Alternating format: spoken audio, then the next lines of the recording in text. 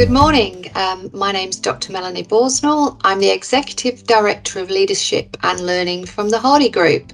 I'm hosting today a video discussion with Brendon Cutmore, who is the Director of Information and Performance Support from the Regional Health Division of the New South Wales Ministry of Health. Brendon, your substantive position, I understand as well, is Executive Director of Aboriginal Health and Wellbeing in Western New South Wales Local Health District. Before we get in and we start to have a bit of a discussion about your experience as a First Nations leader, I wanted to acknowledge that I'm hosting the recording today from the Dark and Young land on New South Wales Central Coast. I'd also like to acknowledge the traditional custodians of the various lands on which we're meeting today, and the Aboriginal and Torres Strait Islander people. And Brendon, I'm absolutely delighted to be having a discussion with you today as an outstanding First Nations leader. What I'd be really interested to know is the NAIDOC theme for this year is Get Up and Show Up, and it's about uniting and championing institutional structure, collaborative and cooperative change for First Nations leader. So I'd like to understand from you, what does that personally mean to you as a First Nations leader for NAIDOC week this year, Brendon?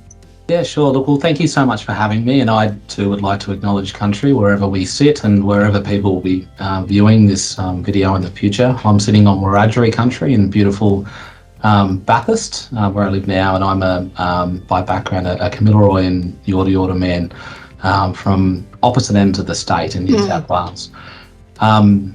So in terms of NAIDOC week and what it means to me, and certainly this year's theme, I think really some of this for myself stems back to just my own upbringing, and so as an Aboriginal man growing up, a part of the learnings that are imparted onto you as a young person are your sense of responsibility and obligation to your community and your community's general well-being, and to your family, but family in a much broader context that probably other people are used to.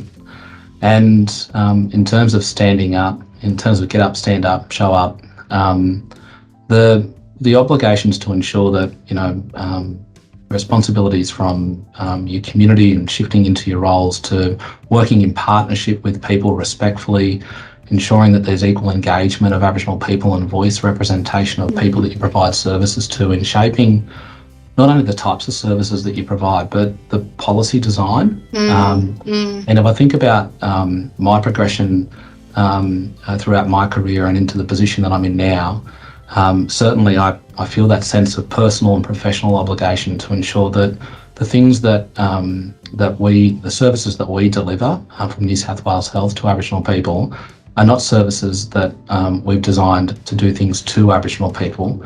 They're services that are designed in partnership with Aboriginal people, with proper consideration of not just the design of the strategy or the plan or the project itself, but equally though in how we consider the proper overarching policy as well. So I feel have always felt as I've kind of progressed in my career that it's certainly one thing to have a seat at the table and to feel proud of being able to kind of to learn how these things are shaped. It's another thing though to sit there and ensure that you're actively representing your own people and ensuring that you don't just do that for yourself, but you're doing that by bringing the voice of other people with you. So how do you think, Brendon, we encourage more outstanding First Nations people to step into that leadership space, especially in health and human services? Do you see that there are still sort of structural issues there that we need to resolve, or is there just not the quantum of people coming through? Well, look, I'm going to sound biased when I say it, but I'll say this unashamedly. I think that there are plenty of amazing Aboriginal people across this whole country, but if I speak to New South Wales and the communities that I've worked in, there are some absolutely wonderful Aboriginal community leaders and people that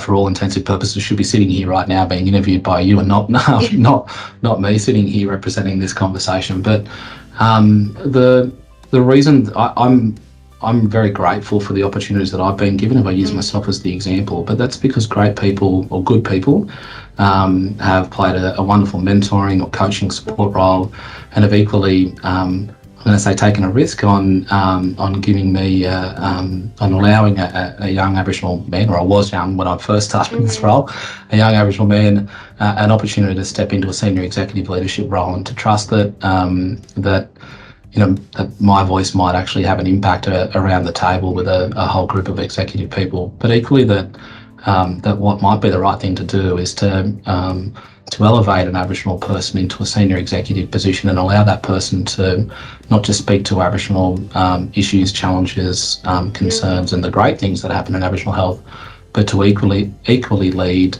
a number of other portfolios. So it's equally, I think, from my own perspective and experience, it's about not just assuming that Aboriginal people can only lead Aboriginal servicing or areas, that there are plenty of Aboriginal people capable of leading lots of things across your organisation.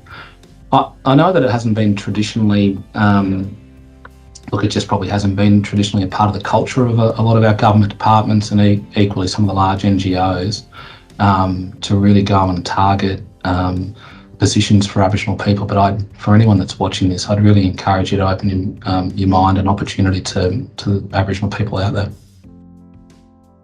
Yeah, and I think that's a really interesting issue, an important one that you raised, Brendon, about the Aboriginal leaders coming through really need to be given an opportunity to be a leader, but not just in that Aboriginal space. I think we miss out on a lot of, wisdom and insight into the contribution to leadership, full stop. And that's whether it's, people from different cultural backgrounds or ethnicities, gender representation, but it shouldn't be just because you're an Aboriginal leader, you should lead Aboriginal services. I think that's a really, really important point for us to think about. And also for people to think about how do we, what do we do, and what do organisations need to do to encourage more First Nation leaders to come through? Absolutely, and I have these same conversations, Melanie, when it comes to consultation about, it might be that, I have plenty of people that will come and ask me for advice on how do you think that we should consult with Aboriginal communities about a particular plan. And always my advice is to engage key Aboriginal stakeholders at the very beginning. Don't take a part draft or a shaped up kind of view of what you want the plan to look like. Don't consult by giving the person a product and just looking for that to be validated.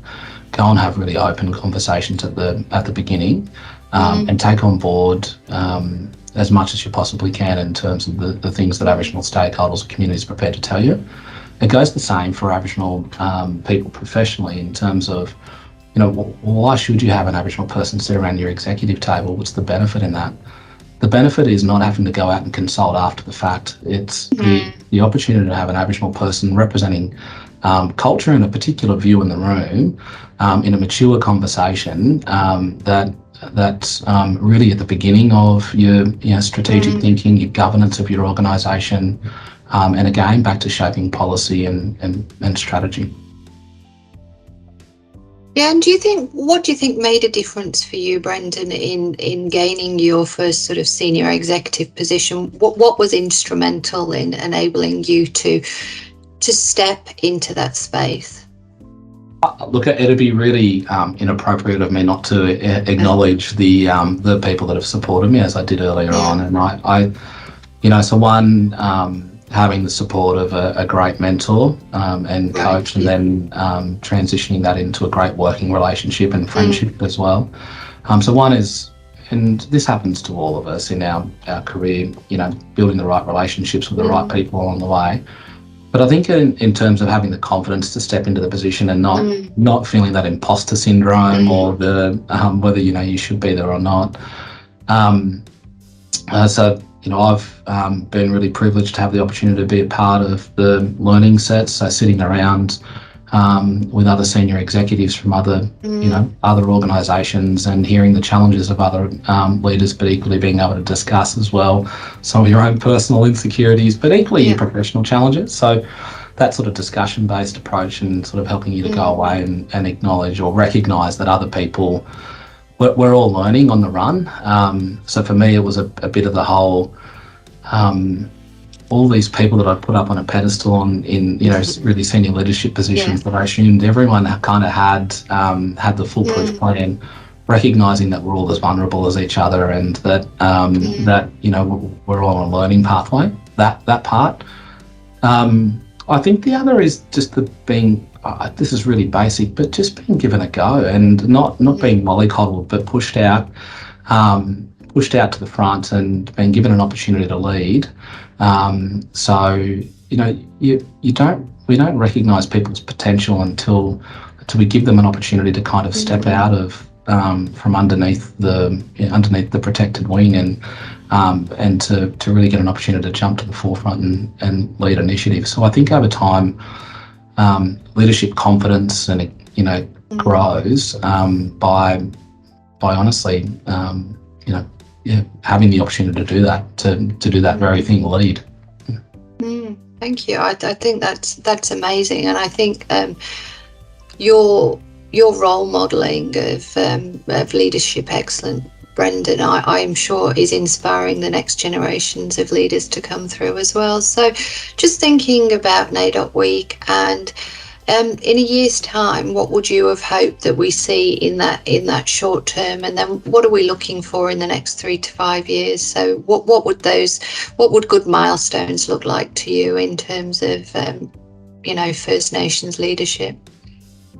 Yeah, that's a really tough question. I should have asked for these questions beforehand, so I could have come with a really good, strong, considered response. In all honesty, though, I'll speak from the heart around this. I think that I'll say to you, without this sounding like that I'm being an over-the-top dreamer, anything's possible. It's just about people being willing to step out of their comfort zone and lean into what might be uncomfortable conversations around things that are really important for Aboriginal people, like unconscious bias or racism, institutional or personal racism. And I'm not saying that to put anybody off that might be listening to this or watching this video, but the reality is there are things that Aboriginal communities have told us for a very, very long time that in some ways we may have stepped into as leaders partially, or we might have acknowledged or recognised that from our own perspective may be the experience that people have with our organisations. But the question that I would ask everybody is, are we actually doing anything about that? It's what do we do with all the information that Aboriginal communities, if it's elders or stakeholder groups, are providing us? Have we really used the information from this very over-consulted group of people to change the way that we work? So answering the question about what would I like to see in a year's time, I'd like to see that through the voice of Aboriginal people, if you think about this year's theme, stepping out and taking a risk and sharing again with governments and communities about the challenges for Aboriginal people across our footprint, that there's appropriate recognition that the things that we've heard over time are real, and that we start to find the solutions for how we work effectively with Aboriginal communities on implementing proper action plans or appropriate action plans for addressing all the small and large things that are concerns for Aboriginal communities. And I think that there's a wonderful opportunity for us to, if we think about, in New South Wales as an example, the local decision-making process, where we've got empowered groups of Aboriginal leaders that negotiate, accord agreements with government departments. It's one thing to go and negotiate again a plan or an agreement with a group of community leaders. It's another thing to hold yourself to account on delivering on those things and to not find excuses for why we haven't done it to the level that we have. So over the course of the next year, I'd just like to see us, I'm going to use this word, grow up a little and just be more real in the relationships and our accountability to Aboriginal communities. Over the course of the next 3 to 5 years, though, I'd really like to see that there's a much stronger focus on the health and wellbeing of young Aboriginal people across our footprint. I think that, and I'm not saying that we shouldn't look after older Aboriginal people either, but certainly I think there's an opportunity for us to, from a health, from an education, and from a future leaders perspective, for us to really focus in on the next 2 or 3 generations of Aboriginal people. Right across New South Wales. Our Aboriginal communities, we're flipped when it comes to the population kind of data to the broader community. We're a much younger population, which to me presents a great opportunity for us to really think about what do we want to see over the course of the next 5 years, what should we be doing over the course of the next 5 years to ensure that we do have a healthier population of Aboriginal people, that we've got a much more educated population of Aboriginal people, and equally that we start to think about through those opportunities for greater wellbeing and greater access to really good education. How do we see that things like economic prosperity, that employment rates of Aboriginal people and the future leaders of tomorrow, that we see much greater representation of Aboriginal people in that. So they're the types of pathways I'd like to see.